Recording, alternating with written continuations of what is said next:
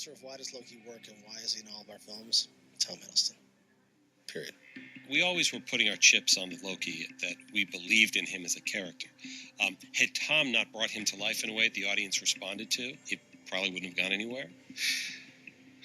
You must be truly desperate to come to me for help. He has completely taken ownership of that character. From the moment he came in and read, he was Loki. I mean, you could just see the wheels turning. You could just see just how ideal he was to tackle that role. It is a balance that you have to write. But I think Tom is very good at that balance because he's innately likable. You want to see him succeed. Tom is a finely tuned instrument. He can do anything. He can do it with ease. He can go from tragedy to humor. Anything you put in front of him, and he can change moment to moment, word to word, and he can be there honestly and swiftly, and fans know it. I love how the fans have really embraced Loki. It's amazing. The fan responses are beyond any of my expectations, beyond any of our expectations. And the amazing thing about Loki is that this is my third meeting with him. And this film challenges Loki to take responsibility for himself for the first time. Loki did get a raw deal.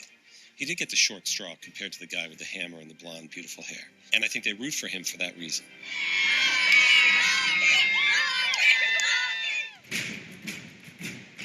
We always want to make an impression at Comic-Con. Comic-Con's a political analogy to our base having a convention.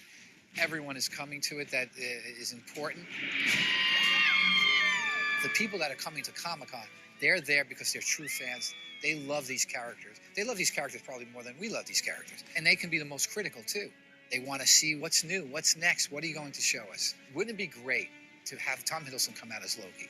And we never would have even considered that if it wasn't someone like Hiddleston, who's from the theater, to have Loki come out on that stage and berate the audience. We called Tom up. We explained to him what we wanted to do. He was completely on board. He loves that type of thing. And from there, we figured out, how do we get him on stage? I came out here in 2010. We just wrapped the very first war film. And I guess I was a Comic-Con virgin. Now I'm like 3 films in and going out there in character. I'd say it's 7,000 people. It's about the biggest live gig I've ever performed.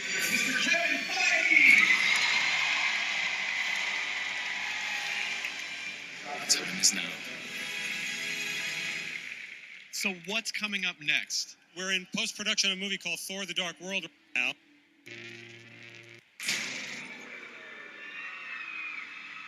Humanity. Look how far you've fallen. Huddling together in the dark. Like beasts.